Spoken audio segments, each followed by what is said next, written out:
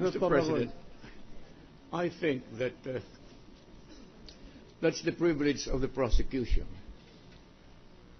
If they prefer not to proceed anymore with the how much is that? 5 other articles. So I would suggest that they just file a notice, formal notice, and not a motion, because I think it would be unfair for them that we still pass judgment on what they would want to prove. Just a notice, and that's it. Yes. Well, We can do that, sir. You file, so that you see, if you do not make a formal notice or motion, then my next question to you: are you submitting these cases for decision on the basis of the pleadings that were filed? Because there are pleadings already that were filed. There was your articles of impeachment. There was an answer. You made a reply. These are there are controverted facts. There are defenses that were raised by the defense, which will bind you if you are not going to traverse them. So I want a formal statement of your clear position on this matter.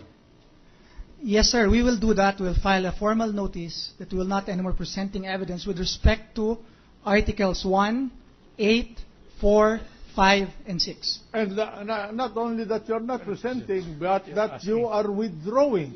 And we are withdrawing, yes. And in effect, cancelling these articles of these individual articles of impeachment in your articles of impeachment against the respondent. We will do that, Your Honor. Very clear, huh? Very clear. And that you will stand or fall on your case against the respondent on the basis of Article 2, 3, and 7. Correct, Your Honor. Of your articles of impeachment. Yes, sir. Okay. What is the pleasure of the defense? Well, I was about to make a short manifestation. Proceed.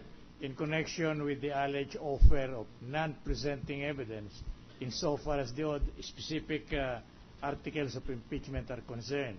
But I'll be more correctly satisfied, Your Honor, if there is a withdrawal or a notice to that effect filed before this court, so that the court may act on it very, very formally, Your Honor. Yes. Mr. President, the reaction from Senator Arroyo, I think we were misinterpreted. Yeah. Mr. President, I don't think the action of the prosecution to file a notice is subject to an opposition of the I'm not opposing. an action or even our approval, and that is the right.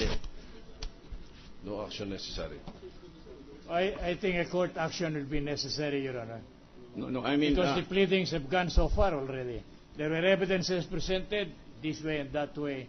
And I do not think that either party may do what they want without an approval from this court, Your Honor. Anyway... Mr. President. Yes. The prosecution is not interested anymore on 5 articles. So, if they file a notice informing the Senate that they will not anymore prosecute the 5 articles, so be it. And that's it. And then it's not subject to the approval of the Senate because they're the ones who have filed the articles. It's their privilege to withdraw it if they want to. So if they file a notice, that's it. We want to be sure that we have a formal evidence of the position of the prosecution that they are in effect withdrawing as articles of impeachment, Article 1, Article 4, 6. Article 5, Article 6, and Article 8. That is as far as the articles of impeachment is concerned. Now, but you cannot deprive the defense about the effect of their answers. They can use their answers to these articles, if their material, for the defense of their client. Your Honor. Okay? We Is will do that, yes. Is that understood by the prosecution? Yes, it's loud and clear, Your Honor, and All the right. prosecution wishes to thank the kind statement of Senator Joker Arroyo. All right. What's Oh. the pleasure of the defense? Mr. President. We submit, Your Honor. All right. We have delivered So our ordered. brief. We submit, Your Honor. Thank you, Mr. President. The Majority Floor Leader. Yes, yesterday, the Counsel for Chief Justice Corona filed a motion to suppress illegally obtained evidence, seeking to expunge from the record all evidence thus far offered, received, and proposed in relation to the subpoenas addressed to PS Bank Branch Manager Ms. Annabel Tiongson. To allow our colleagues to go over the pleading that was filed, I move that we take up the matter in caucus also on Monday, March 5, 2012. Is there any objection?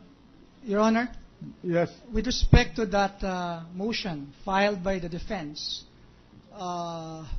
we filed a manifestation today. The prosecution filed a manifestation that we will file an opposition on or before March 5. Then Monday. granted. Thank We you. will Okay. take it up. Thank you, Mr. We will President. take it up in our caucus on Monday. Thank you. Mr. President, may we ask the Sergeant at Arms to make an announcement?